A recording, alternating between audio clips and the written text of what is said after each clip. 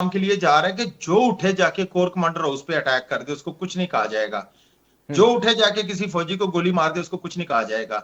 ये बड़ा गलत हो रहा है जी, ऐसा नहीं होना चाहिए। और नंबर दो, आपने बात की असद कैसर की, आपने शहरयार अफरीदी की बात की, दीगर लोगों की बात की।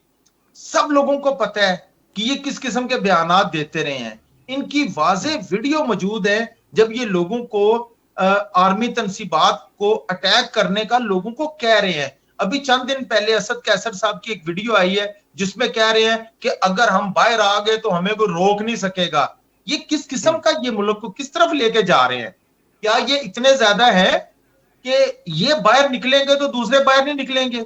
ये मुल्क को खाना जंगी की तरफ लेके जा रहे हैं और इन्हीं को जमानतें मिल रही हैं।